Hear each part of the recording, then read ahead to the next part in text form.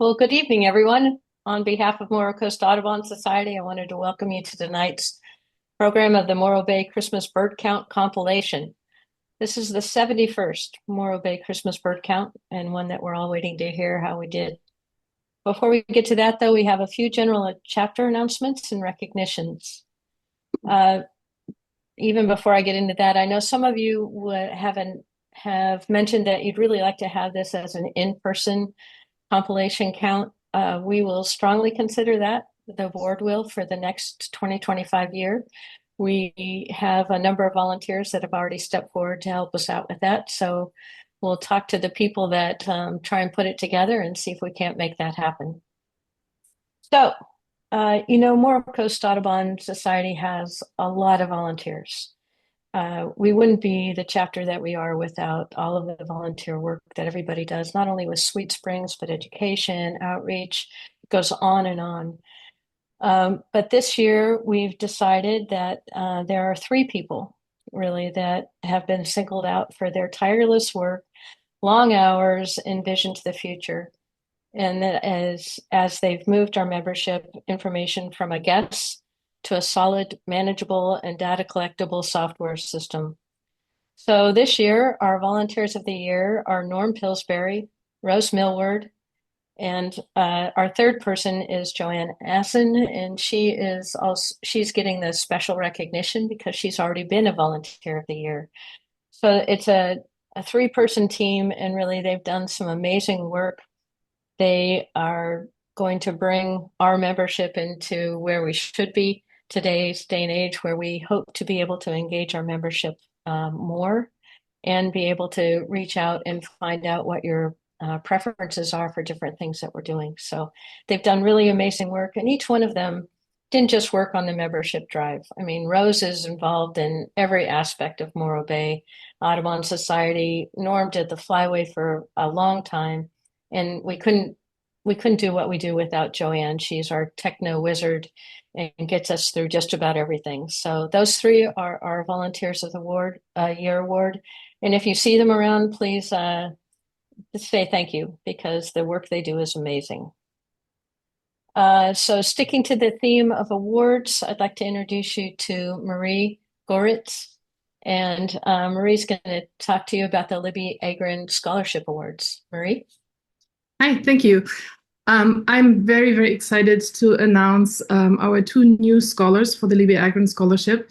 This is an award that has been given out to Cuesta College students that have that stand out for their passion and devotion to the general field of biology, ecology, protection of habitat, and the type of people that we think might make a difference in the long run. The first person is Reese Manning, who is an amazing student. Her CV completely blew me away. She started taking college classes at the age of 15. She has participated in the Baja Marine Biology field trip at the age of 16 and left such a big impression on her professor that she was asked to return as a research and teaching assistant. And not only once, but twice. She has also done field studies in the Sierra Nevada as a student and as a tutor. She volunteers with the Morro Bay Estuary Program. She has worked for 4 years as a lifeguard and swim instructor at the Morro Bay Aquatic Center. Overall, I think she's a powerhouse, and I expect her to change the world. I'm really, really impressed. But our second student, Ashley Sutherland, is not any less impressive. She's an artist, a scholar, and an advocate. And she has a really interesting combination of passions. She deeply, deeply cares about ecology, and she tries to use both art and her career in business administration. That's her major, or she's planning to major in business administration. And she wants to use those two to really make a difference in the world.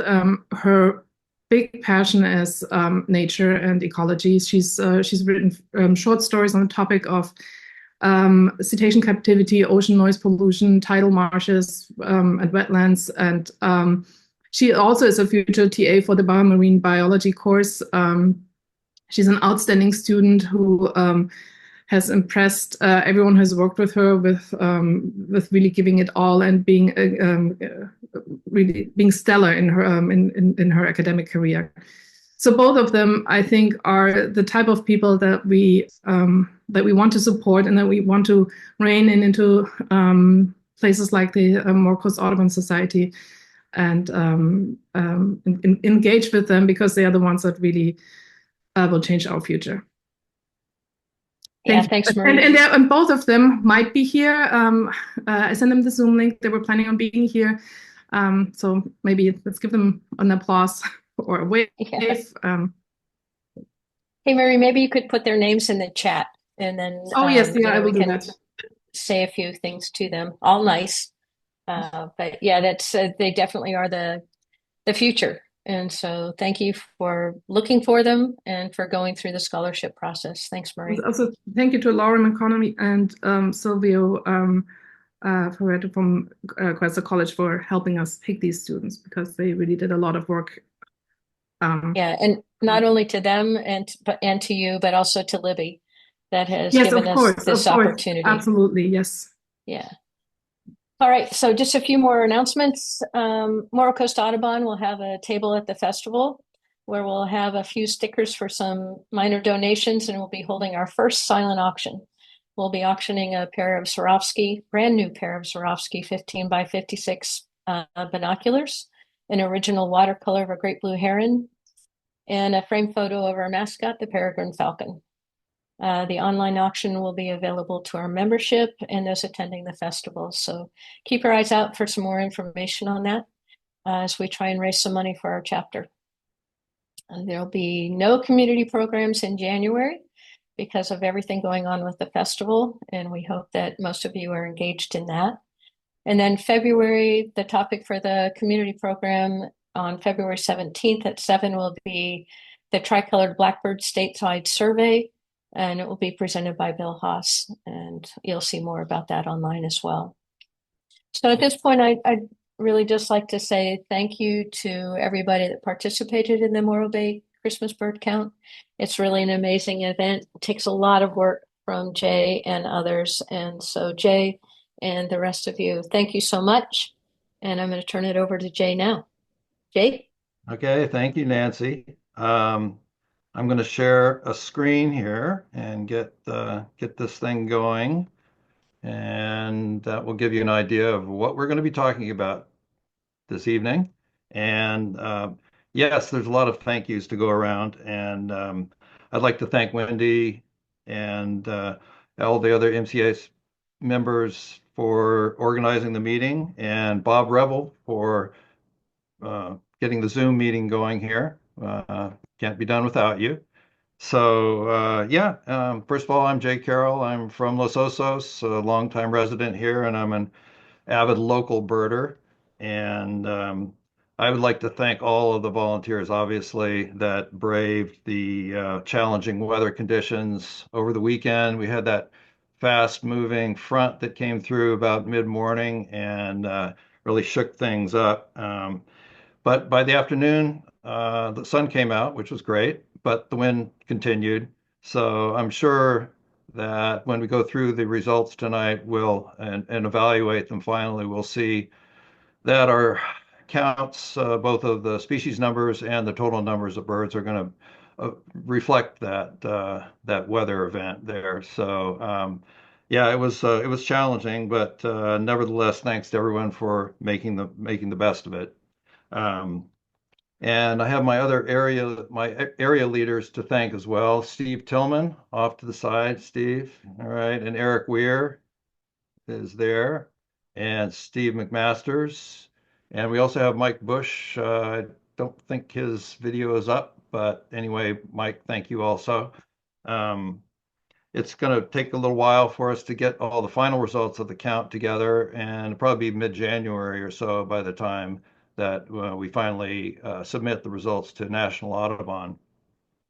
And this was our 71st count, the Morro Coast or Morro Bay Christmas bird count, was the 71st, and it started in 1949. There were a few years where it wasn't done in the 50s, so that's why the math doesn't exactly add up. But it's the 124th National Audubon Christmas bird count. And we had about 120 participants this year, which was a very good turnout.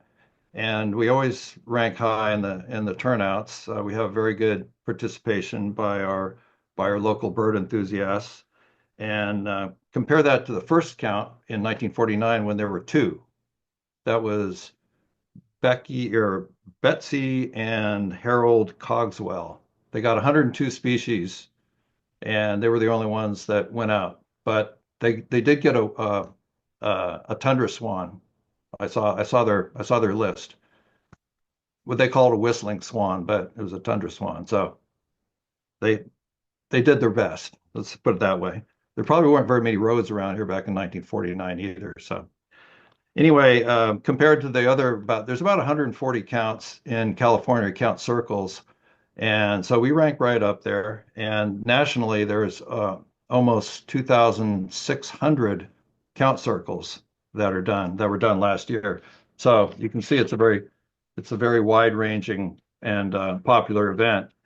And it's not just the participation. That's a great social aspect of these counts, of course. But the data that's been collected over these decades is a very unique data set, and it shows trends in the long-term abundance of wintering birds, and especially with climate change nowadays, these count data are even more important. So thank you everybody for contributing to that.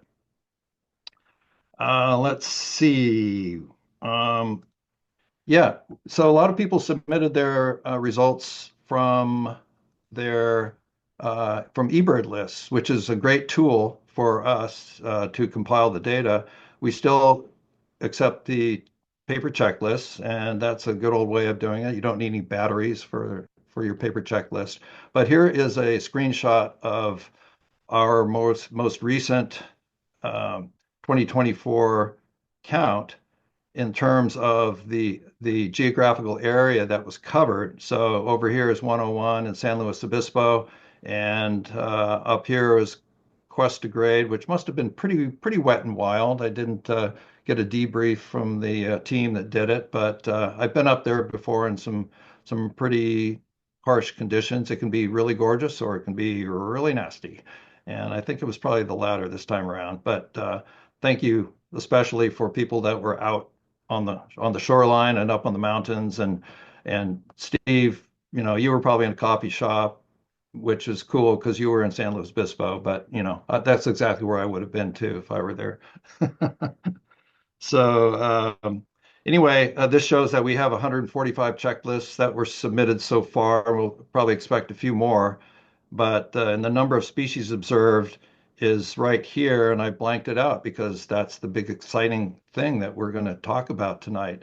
And because of the wind and the weather, there were a few bird species that blew in from offshore that were unexpected, and we'll get to those as we go down through the checklist. So I see Steve, Eric, and Stephen, you have your microphones muted. So how about if you unmute yourself so that you can join in, and if you have something to contribute in terms of asking whether or not we saw a particular species or not, then please do so, or any other comments.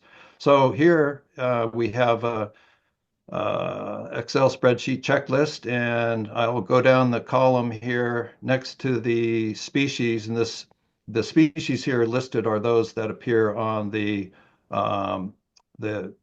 paper checklist, the CBC checklist. And we'll go down in that order. And if there was a species that doesn't appear, that means that we did see, that means it was probably pretty rare, and we will see those at the very end of the spreadsheet. So we can be ready to get going and have our tailgate after the big field trip here. So we start at the top, and snow goose is the first species on the list. And I don't think there were any snow geese seen on count day.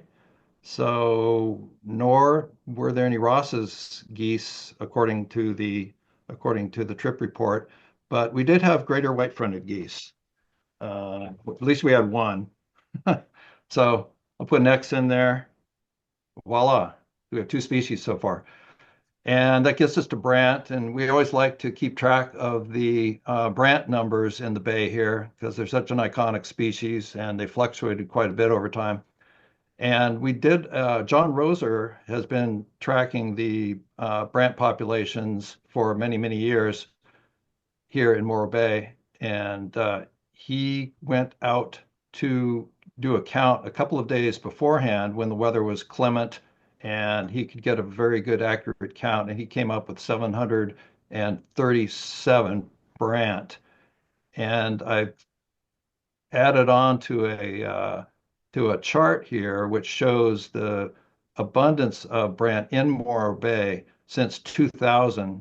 Wow. And here's our latest count here in 2024. So we have 737 this year.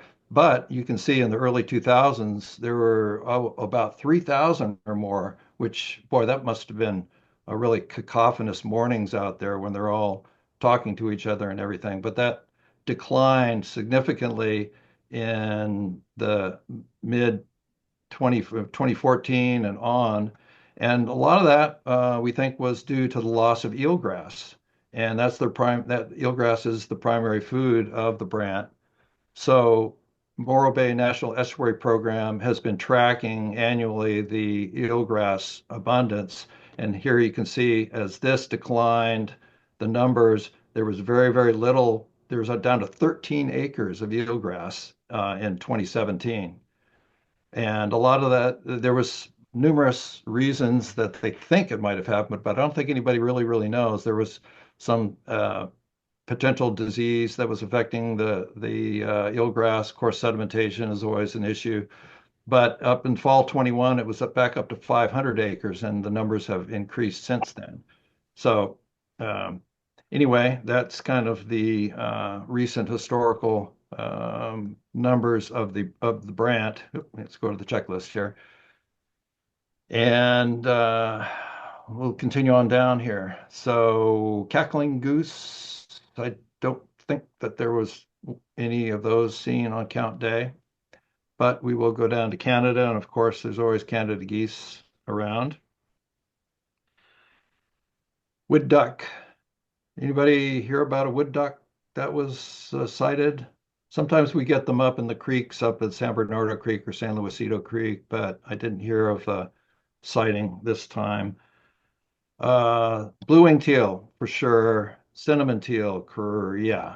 All of these are common waterfowl. Shoveler, gadwall, Eurasian widgeon. Now I saw what I thought was a Eurasian widgeon male out there off of Elfin Forest, and there had been a hybrid seen several weeks ago, and I took some photos of it, and we decided that it was the hybrid after all. So we can't count Eurasian widgeon, unfortunately, but we do have a hybrid, which will be reported to the as part of our list to National Audubon. And let's see here. American widgeon, yes, of course. Mallard, of course. Lots of northern pintail. Green wingtail, yes. And canvasback. It's always nice to see canvasback. We got some of those in ponds out off of Camp San Luis, I believe, and Chorro Reservoir. And some, I think, were picked up off kind of near Cuesta and some of the smaller stock pond areas of reservoirs over there. So we did have canvasback. And as you can see, I've highlighted canvasback just because that's the photograph that I just put up here. And that's just a way to kind of alert you of what species is the picture. Probably most people know what most of these photographs of the birds are, but if you want to know, then it's highlighted over here. So, fun fact, canvasback is the fastest flying duck. I can't tell you how fast it goes, but it's like 80 to 90 miles an hour. They look streamlined, don't they? Pretty crazy. So here we go. Ringneck duck. Yes, we got those. And greater scop. I saw a candidate, but those are very difficult to tell from the lessers, and I didn't hear of any reports of greater scop. So we can't count that this time. The lessers, of course, are the most common ones, and there are quite a few of those out there. We won't know the numbers of all of these species until we do the actual compilation. So right now we're just basically doing presence and absence at this point, except for the brant there. Surf scoter, yes, of course. White-winged, didn't hear of any white-winged or black scoters. I know that some white-winged and black had been seen within the last month or so, but we didn't get any on the count that I'm aware of. Bufflehead. I think bufflehead are really cool. One of my favorite birds. And the interesting thing is that they're one of those species that they spend the winter here along the coast, but in the summer they breed up, and I've seen them up in the northern Sierras on small lakes up in the northern Sierra, and they go into Canada and they breed on small lakes up there. So they're one of those, I think, monogamous duck species that mate for several years, and their young follow them around. So it's kind of cool to think you see them out on the bay and then think that, oh yeah, they spent the summer up in the lakes, up in the Sierras. Uh, Common goldeneye. Jim Royer picked one out, which was great. We knew there was some out there, but he found one off of Sweet Springs during the count. And hooded merganser. Yes. Um, Steve, did you get the Tillman? Yep. We had some in sector 39. Where were they in the creek? We were going through the riparian area along shore of willows, and they were in a small backwater where the creek comes through. Yeah, it was a male and a female, and the third one we couldn't identify before they swam around a bend. Wow, great, We weren't able great to find sighting. them after that. Yeah. Yeah, I always like to see those. Were they like female types or? Well, the one had a yellow bill, so that one we put down as a female, and obviously the male was easily determined. But the third one we couldn't get a very good look at. Yeah, nice, very nice. And here's a photo right here. Yeah, that crest, just amazing. So, okay, merganser red-breasted we see those out in Morro Bay. Ruddy duck, there's hundreds of ruddy duck out in the bay, and Sweet Springs is a great spot to look at them from. Definitely had those. Mountain quail. We always hope that we can get mountain quail from the team that covers the Cuesta Ridge, but considering the conditions this year, I'm like glad they even got like a Cal Towhee up there. I mean, it must have been pretty severe. So I didn't, Steve, you didn't, that was in your area. You didn't hear that they picked those up. No, and I looked through the checklists, and they would be what we'd expect in that kind of weather. Yeah. I mean, yeah. So it helps. It's still a little early season, in spring when there is mating season and the males are singing and displaying. They're a lot easier to find, but now they're probably kind of hunkered down a lot. But we have our state bird, California quail, of course, that's on the list. And wild turkeys, those have increased quite a bit in recent years. And almost all the time when I go out to Montaña de Oro, I'll see a few of them alongside the road. I had some in my neighborhood here in Los Osos some time ago. They just male and female, just walking down the road on a regular basis in the morning to, I don't know, out for a stroll, I guess. So, okay, on to grebes. Pied-bill grebes, yes. Horned, yes. Eared, yes. Both Western and Clark's. I believe Tom out at Montaña de Oro on his Sea Watch out there, he called out the Clark's grebe. So it's nice to pick that one up as well. Pigeons, rock pigeons, of course, and band-tailed. Yep, we had a lot of band-tails. I think it might have been last count or the count before.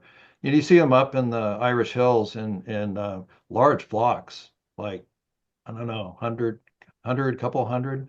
They like I guess they feed on acorns, and so the oak trees up there. It's a great habitat for them. But we did pick those up this time around. Eurasian collared doves. I think their populations might be declining a bit, but we still see them over here around here for sure. Maybe not in the numbers that we saw them when they first started uh, becoming more abundant around here. Mourning dove, of course. Road runner. I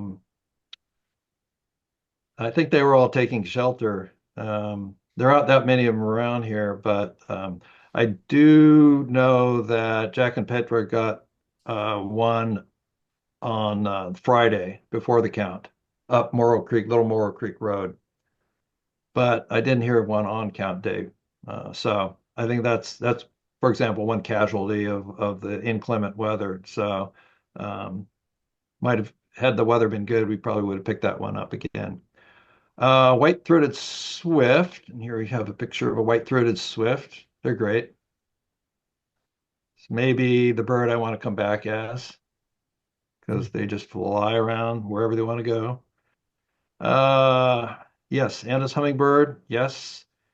And we had a report of let's see, at least at Allen's. I think Reef had one in his feeder in his backyard that he was able to get to Allen's. We put it as a slash category because of there's especially in migration, they're almost impossible to tell apart unless you get nice, accurate photographs of the tail feathers. So Allen's rufus, even though it's a slash category, we count that as a species because we know it was one or the other, right? Virginia rail. Yeah, I've been hearing a few of those around. They're cool birds. They're very, very active and can be very vocal. Most marshes around here we have some. Sora, yes, that was on the list. Lots of coots. Um, Always looking for the common gallinule while we're looking at coots, but I didn't hear of any gallinules here. I think in South County there's been one down there, but haven't heard of any here in our count circle. Avocet. Avocets are great, and that's another species that we kind of been, I like to keep track of because they have declined over time. And here's a similar to the brand. I have a chart here of American Avocet, and this is from 2000. These are our counts within Morro Bay, and you can see how they have declined significantly over the last 10 years compared to their just the previous decade.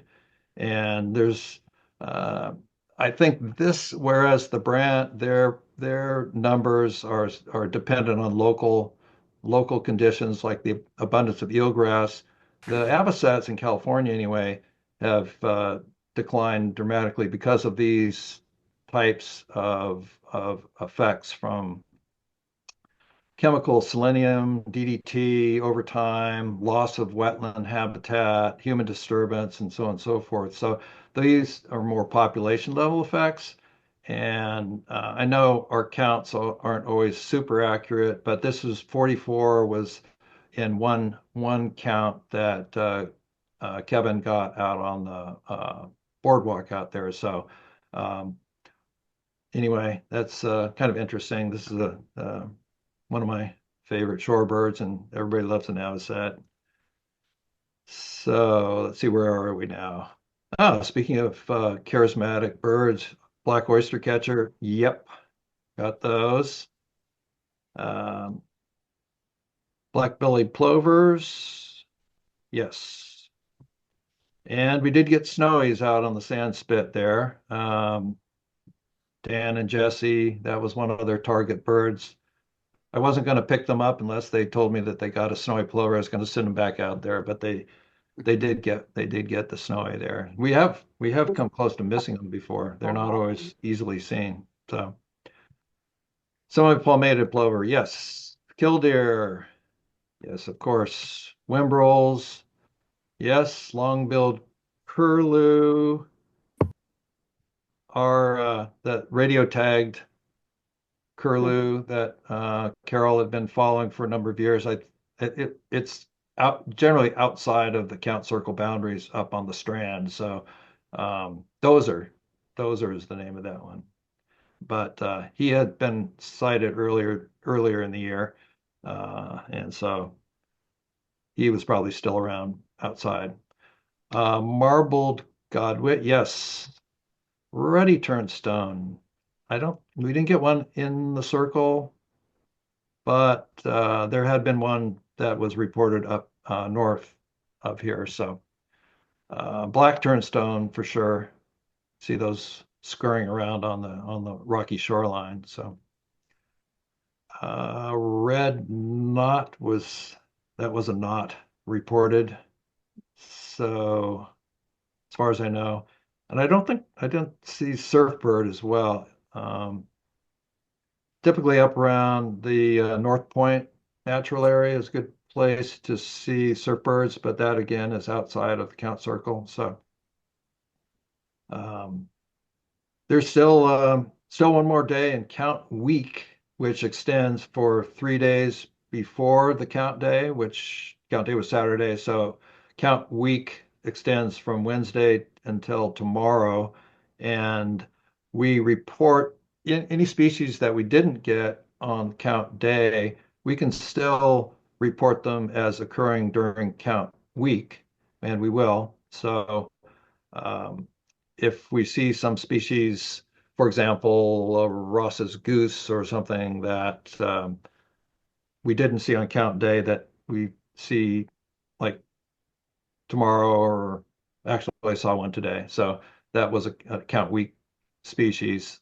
We can report those. So uh, if you're out birding and you come across any of these missers here, let us know, and then we can add those to our count week list. Sanderling, yes. Dunlin, we got those. Tons and tons of leaf sandpipers, the peeps, western sandpipers as well. Short-billed dowitcher, uh, typically the only way that you can reliably tell the difference between short-billed and long-billed is by vocalization, their voice. And Kevin called out short-billed that he heard over off the boardwalk. So we have long-billed as well. Wilson snipe. Here's a picture of a snipe up here. They're just comical looking. They're kind of like an American woodcock. They have this kind of a odd looking posture and bill, and they use that bill to dig out worms and other kind of subterranean critters. I saw a few of them over at the cemetery, Los Osos Memorial Park. So I know we've seen them some other places as well. And then spotted sandpiper right here, really wide-ranging bird. The spotted sandpiper is, and they're another one that if you go up into the mountains in the summertime, you can see them up in lakes and rivers up in the mountains in the summertime, and here they're coming down to the coast in the wintertime, and they migrate all the way down to South America as well. So they're super wide-ranging, coast to coast and north to south. They used to be called something like a teeter peep or peep Twitter or something like that. A teeter peep, I think. Anyway, because they bob. Yellow legs, greater yellow legs. Yes. Will it? Yes, of course. Tom did pick up some common mirror offshore, and here's a photo of one in its non-breeding plumage. I had the opportunity to go up to the Farallon Islands this last summer, where there's about 200,000 of them breeding up there. That was very, very cool. See the breeding colonies there. If you ever have a chance to go out, it's worth the trip. These are some more offshore birds, and it was so rough offshore. I'm not surprised we didn't get any auklets on the list, or Tom didn't see any of those, but occasionally we'll get a rhino or Cassin's auklet. Black-legged kittiwake, no. Bonapartes, no. Hirmans, yes, of course. Bonapartes have been around. What's that? Yeah. Short-billed gull. Tom called out a couple of those. I think Reef might have seen some as well. If they're standing still and you can get your binoculars on them, even I can identify short-billed, but on the wing, man, you got to be a gullophile or have good looks at them. But short-billed did show up, and here's a photo of them. They're kind of a cool looking gull. Ring-billed, of course. Western, yes. Lots of California. We did also get a few herring gulls, which are now the American herring gull. And don't ask me about herring gull taxonomy, but they are widely distributed herring gulls, and they've been kind of renamed, split out, and we have the American herring gull. So Thayer's gull or Iceland gull, did not see any reports of those. Glaucoswing, yes. Again, the Western is the only gull that breeds here along the coast, and all of the rest of these are, well, I guess the Hirmans possibly, but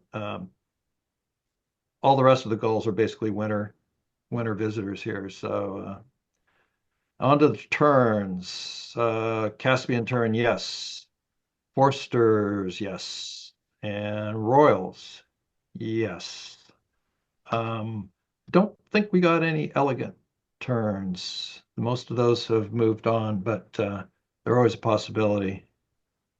We'll see when we get down to the rare birds or non-checklist birds. I can't remember if we saw there were any elegants or not.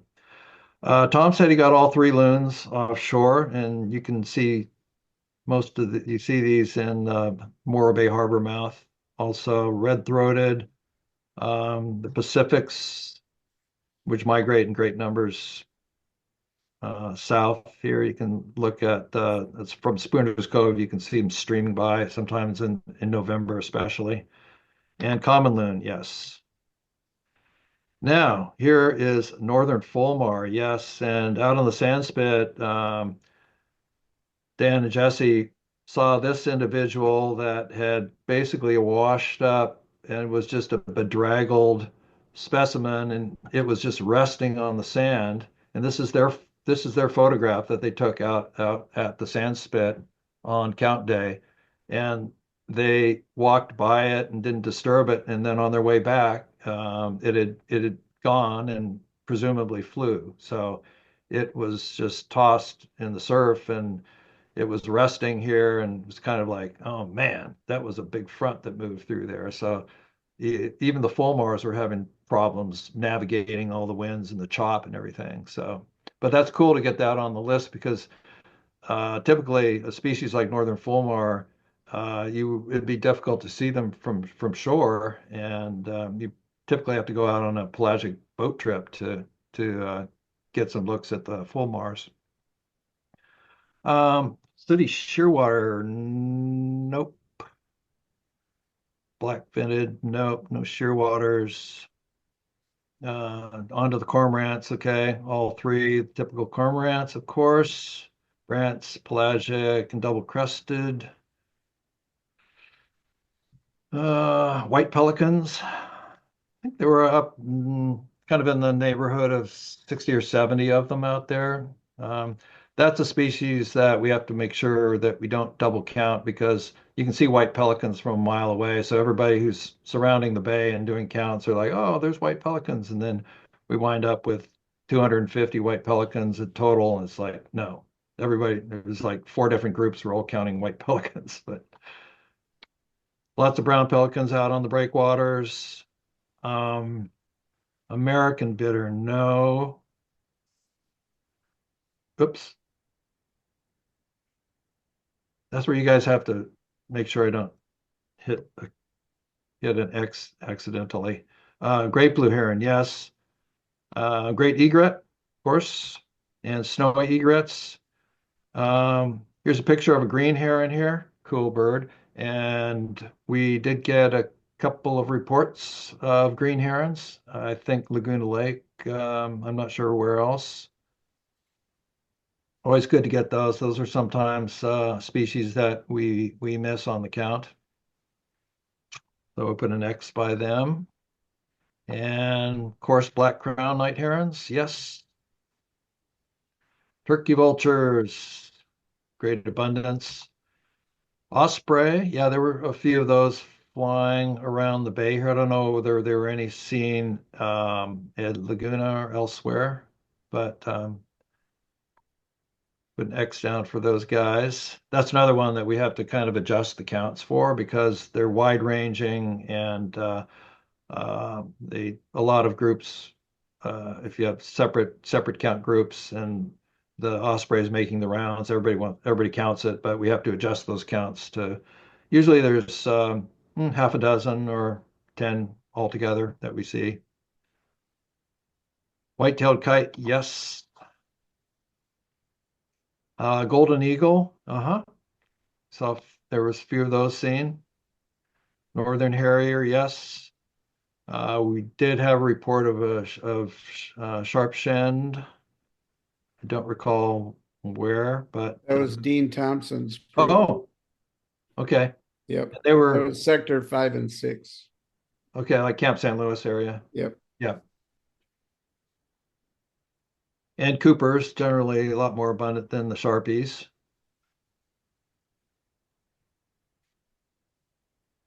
Bald eagle, it's good to see those back flying around here. There's a nice photo of a bald eagle. There were a couple of them in Morro Bay.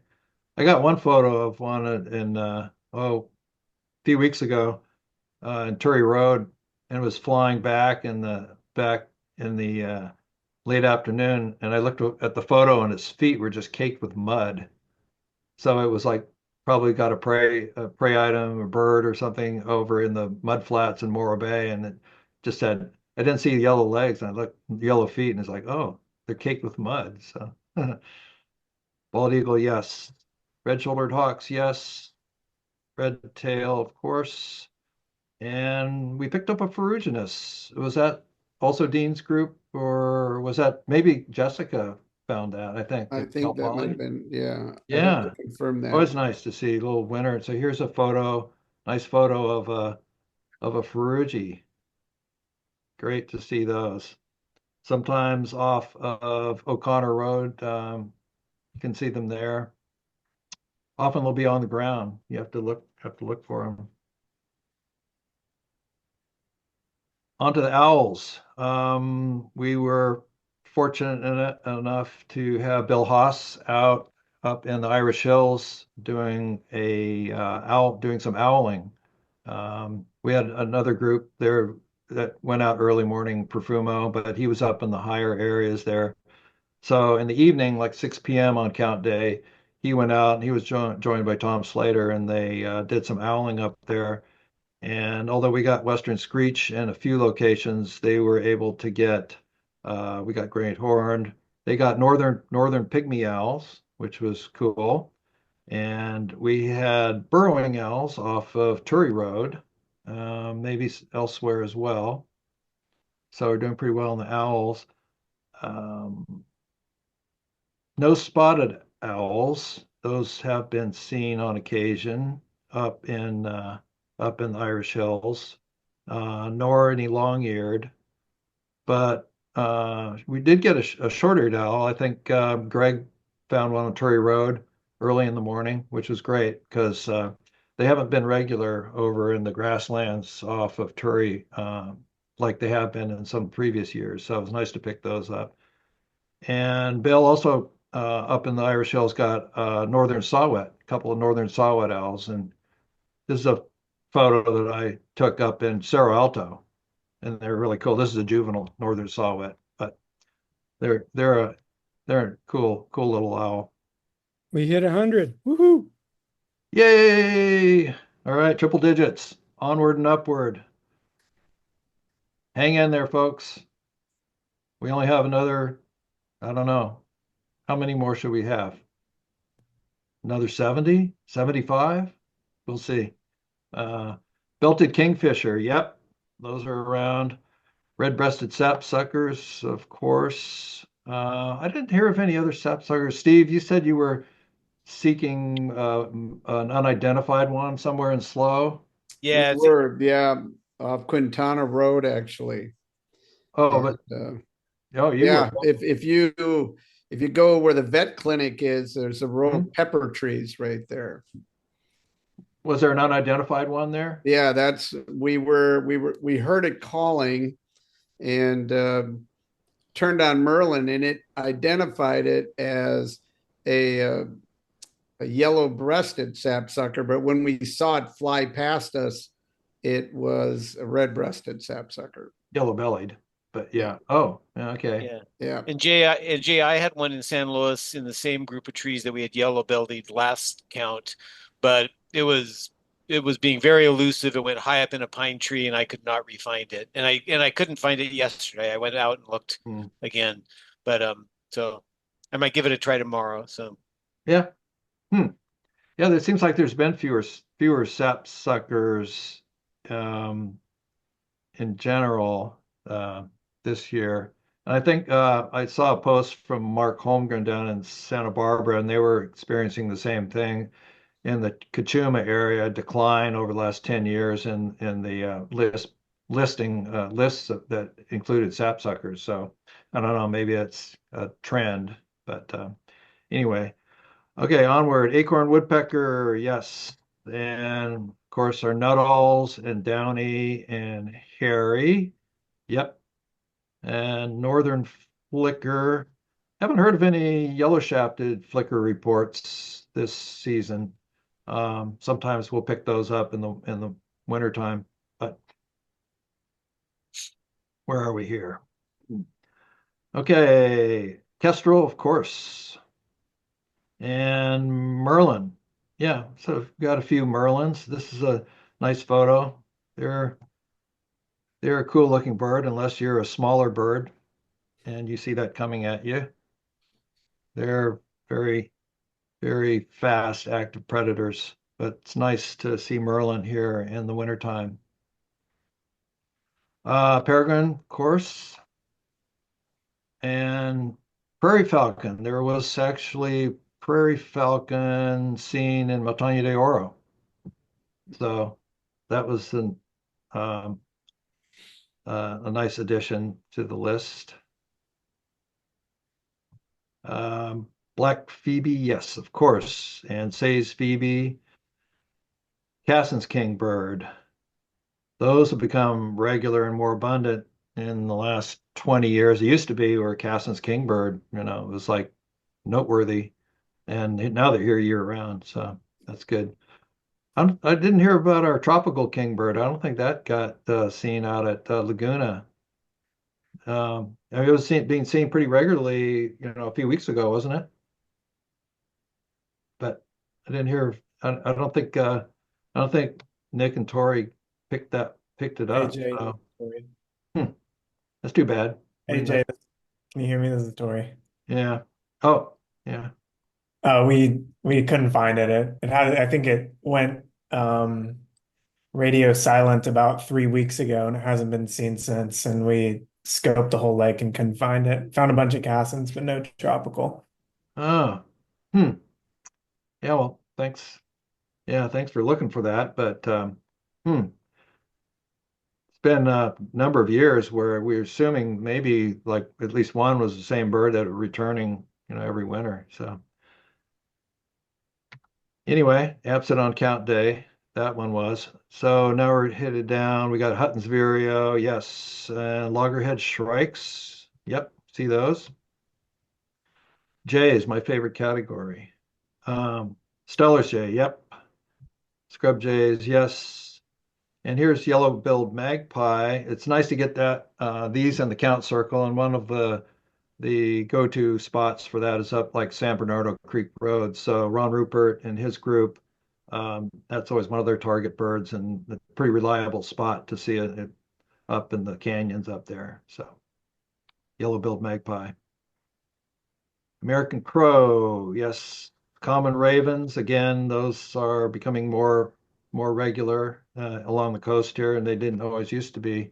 We actually used to have we did have like you have to fill out a rare bird report for a common raven because people misidentify crows as ravens, and we wanted to keep track of how the raven populations were expanding and so forth. But now we see them regularly, so no longer a rare species. Over the grade, Tillman, that's where there's like flocks of them, right? Right. We have plenty. Plenty to go around. Chesapeake chickadee, of course. Oak titmouse, yes. Oh, here's a misser. It was hornlark because we did get them on count week, but I didn't see them on any of the submitted eBird lists. I think that is again another effect of the severe winds and the weather, horned larks. But if anybody, we'd like to add them to. Oh, we did have them count week, so we do have them on count week list, I do believe, but not on count day. But that could change. Tree swallow, yep, and violet greens. Usually Laguna Lake holds a fair number of swallows over the lake there, even when most have moved on in migration. Barn swallow, yep. Bush tits, yes. Wren tits, another resident species. Ruby crown kinglet, yes, of course. And here's a nice photo. I don't think that's even Photoshop enhanced. Sometimes it's just like, wow, they raise that crest. But now golden crown kinglet, that had been reported a couple of days before the count up Profumo, but I didn't hear or see any golden crown kinglet records for count day. So that they're difficult to hear even under best conditions, but if the wind's blowing, you're definitely not going to hear them. So red-breasted nuthatch. This is another bird that has kind of eruptive behavior. In some years, we get lots of red-breasted nuthatches, and there were a few of them that moved through the county earlier, back in November. I heard some and saw a couple, but I didn't hear of anybody that reported them on count day. So they just moved on, I guess. White-breasted nuthatch, resident. Oh, blue-gray gnatcatcher. Okay, for sure. I don't know why that didn't get checked. Brown creepers. Yes, we got brown creeper. That's one that sometimes we do not pick up, but there were some seen up Fumo again, up in the oaks up there. Rock wren. Yes.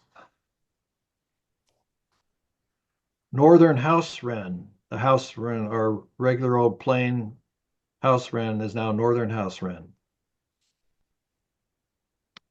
So definitely. And Pacific wren, that's always a target bird. Here's a picture of Pacific wren. And Jim Royer found one right across from my house here in Pacho Willows. I had seen one over there a few weeks ago, but hadn't heard or seen it since. And a couple times I checked, but Jim went over and picked it out and saw it, and there you go, Pacific wren. The pressure was off, Eric, up I Coon know. Creek. That's why I was just thinking, thank you, Jim. Usually Eric's got them staked out in Coon Creek, and it's always the pressure's on, but so marsh Good wren, try. yes, and Buicks. Ooh, lots of starlings over, especially around Cal Poly area there, and dairy units and so forth. It'll be interesting to see what the numbers are also. California thrasher, yes. Mockingbirds, western bluebirds, of course.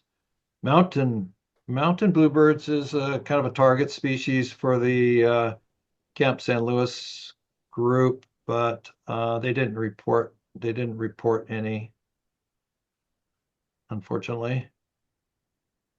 Um, varied thrush is another one.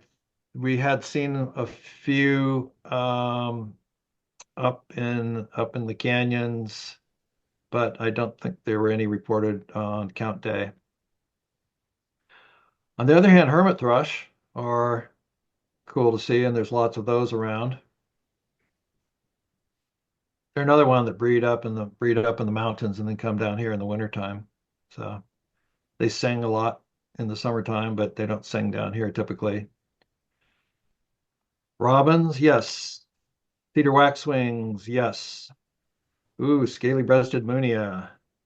It's one of our non-native species, probably escapees that have naturalized. Those have become quite common in certain areas. House sparrow, yes. American pipits, yep, on the beach and the fields. House finch, yes. Purple finch, yes. Pine siskins. Nice to pick. Here's a picture of a pine siskin here. Nice to pick those up. I had a couple of them at my little thistle feeder. Oh, over the past few weeks, but again, they kind of come and go, and it's good to see them. Well, I think there was one that was picked up at a feeder, and maybe that was like a good thing to do during the break in the weather is to do a little feeder watch. I know several people did feeder watches, and here's an example of a species for our list that was picked up by someone that was just like taking a break out of the rain and That was Barry in Virginia. oh, Yeah. Barry in Virginia. Yes. Okay. Excellent. So and it was nice to pick that one up as an extra kind of bonus species as well. Pine siskin. Of course, lesser and American goldfinch is common. Oh, and the lark sparrows. Yes, nice to see those. They're a very showy species. Lark sparrows are. Always like to get scope views of those and check them out. Where are we here? Oh, fox sparrows. Yes, we had those. Dark-eyed juncos. And I haven't heard any reports of slate colored. It seems like we normally they're like around Meadow Park or Laguna or something. We pick up a slate colored, which is a group of the dark-eyed junco. I haven't heard of any of those yet this winter, but we keep track of those. That wouldn't be considered another species anyway. If we picked it up, it's just a type of the dark-eyed junco. But yeah, there was some white-throated sparrows, at least one anyway. I think Tom got one up Sea Canyon. Tom, along with the when he was up checking things out there in the vineyard or the orchards up there, the fruit orchards. Tom Slater. White crowns, of course, golden crowns, bells. elusive. Sometimes we can get those up on the west crested grade, but obviously with the weather the way it was, not going to pick those up. And occasionally even out here, Montaña de Oro, out in the dune scrub, we get them occasionally, but not this time around. Savannah, yes. Song sparrow, of course. Lincoln's, yep. Oh, and then here's another one, swamp sparrow. This is another Jim. Found one in his backyard the day before the count, and then it appeared at his feeder while he was hanging out, waiting out the rain. And he looked out his front yard, and there was a swamp sparrow, and it came into his feeder. So we got it on the count. So nice to see swamp sparrows. You know, they're pretty elusive. You know, there's not that many of them around, and unless you get a good look at them, they might be mistaken for Lincoln's or even a song, you know, that gray eyebrow there. So they're very colorful little sparrow, but it's nice to get swamp sparrow. Kaltohi, yes. Rufous crown sparrow, yes. And spotted towhee, yes. Meadowlark. Here we are, Western meadowlark. Yep, get those. And of course, red-winged blackbirds. And Nancy had mentioned there's going to be a presentation on tricolored blackbirds and their status populations in California, and they've declined tremendously. So it's nice to see occasionally we get tricolors and mixed blackbird flocks at Cal Poly, and we did pick up a few of those this time around as well. So let's see, where are we at? 167. Okay, onward and upward. Brown-headed cowbirds, yes. Brewer's blackbirds, yes. Great-tailed grackles, yep. Um, warblers, orange crown, yep. Common yellowthroat, yep, for sure. And yellow rump warblers, yep. And we also keep track of the myrtle and audubon forms when we do the compilation. So if those are reported as one of the forms, then we separate those out just to keep track of those. Who knows, maybe one of these days they'll be split into different species too. So it's always on the table. Yep, Townsend's warbler. I didn't hear of any hermits. We did pick up a couple Wilsons, which are nice target species. Most of the Wilson's warblers from the summertime where they breed here and they're very vocal, and it's always nice to see flocks of, or not flocks, but the numbers of Wilsons. But then in the wintertime, there are just a few that remain, and we did were able to pick up a couple of those, which was good. And we also got, I think over Cal Poly, Nancy Mann might have I think she picked up a Western Tanager, which was nice. And there might have been some picked up elsewhere.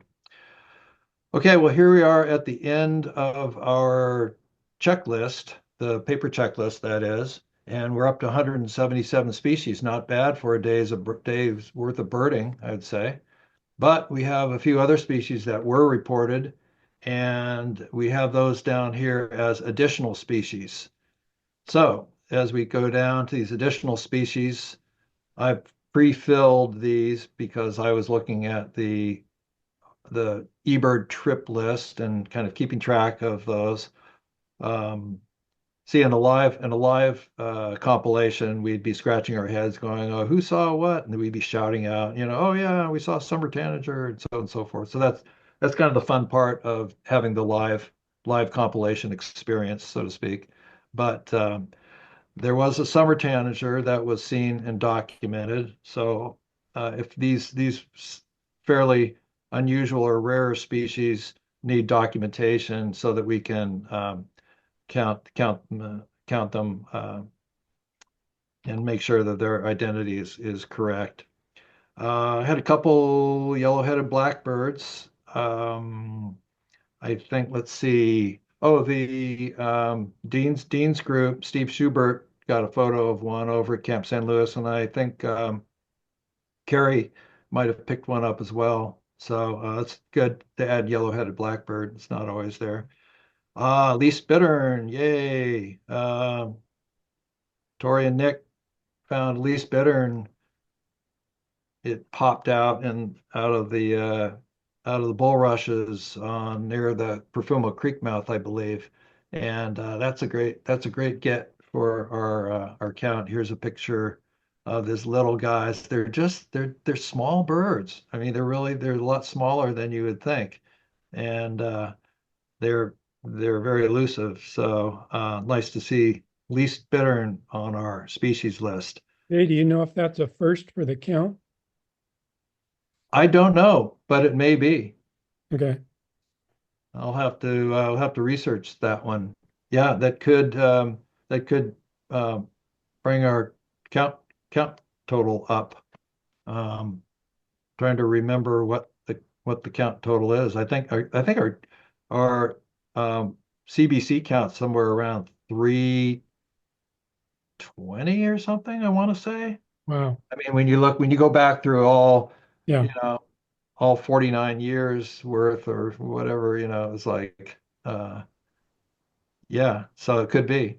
We'll have to, when I make do a summary of the compilation, we'll want to include information like that, information of interest. So yeah, um, Bullock's Oriole, yeah, there was I think at least one. What was that in? Was Yeah, that we had one in Bill Boughton had one in Meadow Park, um, calling. So it's a regular there at seven okay? o'clock. So Oh, great, the stakeout. yeah. Good. And here's our star Eastern Phoebe at Jack and Petra located. It's been a few weeks now, I think, where the Eastern Phoebe has been over there off Turry Road. Great little bird, and it's been pretty faithful to one little area there, about a mile in from Los Osos Valley Road along Turry Road, and we went over there and I went over after I'd finished my sectors and just to see it, and Jeff and I were checking it out, and there it was. So one bird we were looking for that we missed was the grasshopper sparrow. So that had been seen over near where the eastern phoebe was, and we were kind of looking for grasshopper sparrow, but dipped on that. But at least this eastern phoebe is a nice get for the count circle, and that and we probably have gotten that before in previous CBCs. Um, and red phalarope.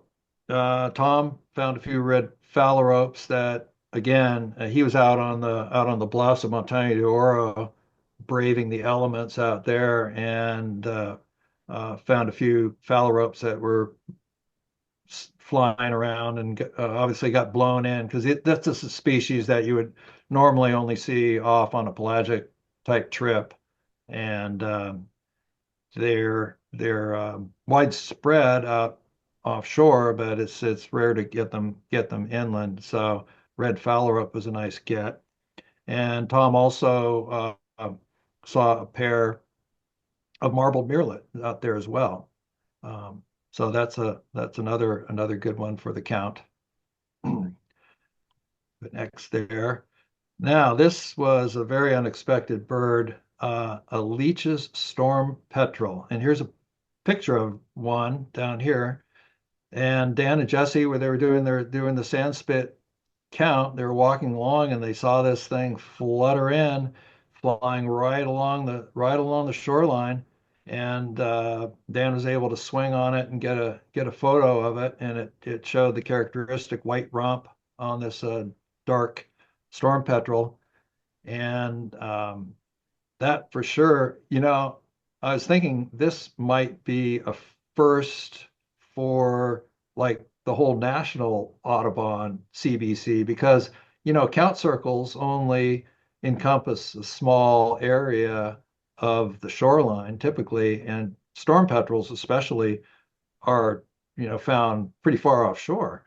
So that'd be interesting interesting to see how many records of storm petrel there are in the national national CBC. But so that was a result of that strong winds and that low pressure that moved through and pushed both the phalaropes and the probably that Omar. yeah, the in as well. So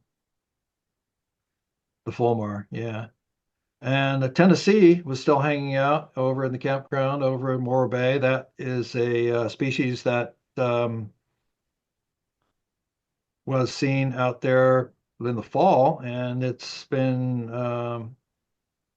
apparently still hanging in the bottle brush over there. And so that was nice for Kevin to pick that one up as well. So we'll put an X on that, and boom, we're up to 186 if our tally is correct at this point. We have a few other additional species that don't appear on the printed checklist that were seen on count day, but these are not species. This is a form of savanna sparrow, the large-billed savanna sparrow, which is a small subspecies population that is one that we like to keep track of. I think they're more common down like in Baja and to the south, but often, especially at high tides, where they get pushed out of the pickleweed and up into some of the brush around the State Park Marina Boardwalk, we'll pick up the large build. So I think we got a couple of those, or Kevin did. And a couple hybrids too. So out at Sweet Springs, blue wing, cinnamon teal, and then I mentioned this earlier, the Eurasian American widgeon hybrid that was seen as well. So we're still in count week, which means that there's always a possibility that we can add some of these species, some more species to our list that we report to National Audubon. And among the ones that we have seen or have been reported since last Wednesday include the greater road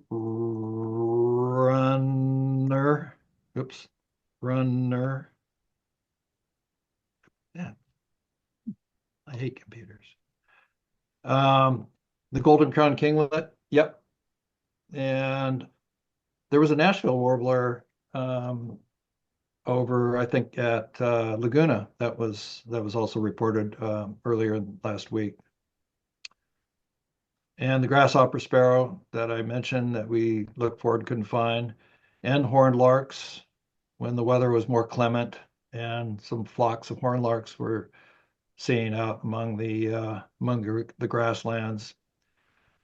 And there's a couple of long-tailed duck off of Morro Rock too, which is just within the count circle up there. And I think Reef saw them yesterday as well, up off Morro Creek. Yeah, the outlet to Morro Creek. So in amongst the surf scooter flocks up there. And I went out and checked out the geese out off South Bay Boulevard this morning, and there was a Ross's goose there. And also, oh yeah, also there was what else did I see? Oh, that was the hybrid Eurasian American widgeon. And canyon wren was another one I noticed when I was going through the results that there was no canyon wren reported on count day. So I went over to Morro Rock and played a quick call, and sure enough, the canyon wren responded and started singing. And I walked away, and I came back like 10 minutes later, and was still singing. I feel bad about that, but it stopped eventually. Oh, another one was that I saw today was cackling goose.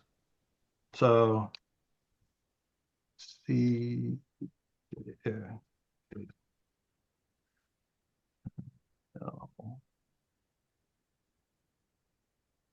So we add that to our count week species. There were 3 of them that were hanging with the Ross's goose. They're all about the same size. So it was kind of fun to see them all together in a line. So that's about it. Is Bob there? Yeah, Bob's here. Hey, Jay, I had a question.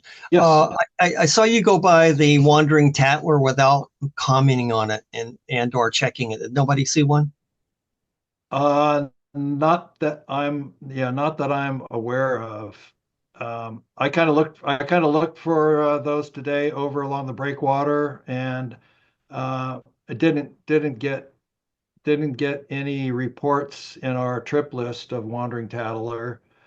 Again, it was a very, very rough conditions along the shoreline, and there was spray and whitewater, and so I'm not surprised that even if there was one out there, it wasn't seen. So that would have been a good one to get, but I don't think one showed up. Hey, Jay, this is Nancy. There's been a couple of questions in the chat, Okay. and one of them was, will the eBeard trip report be shared so everyone can take a look at it? Yeah, once we finally get it complete, I can make it public. And so if you go on to the eBird for San Luis Obispo County and hit trip lists, then it should pop up as a publicly viewed list. We're still kind of working on it at this point though, so I haven't made it public, but I will within the next probably the next week or so. Great. Let's see. I don't know if you had a short-eared owl checked on that or not, but Ginger said a short-eared owl was seen. It was on Turi. Yes. Anyway, maybe we'll save the chat for you, and you can look at some of the Yeah, I comments as think they come up. we did include owl, short-eared owl, I think. Let's see. Greg had that one. Yeah. Yes, short-eared. We did Okay. include that. Thank you. Yeah, and we'll try and save the chat for you. And Oh, yeah, okay. Jay? Yeah. Oh, hey, Mike, Yeah, showed up. you found your microphone. That's after my name. I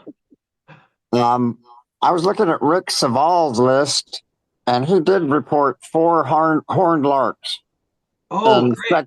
in sector 23. Perfect.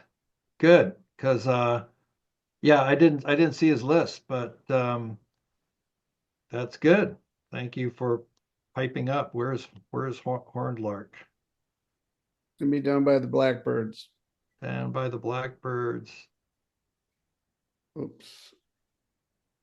You know that the taxonomic order it changes between lists depending on There it AOS. is. There it is. There. Here we go. Yep. Okay.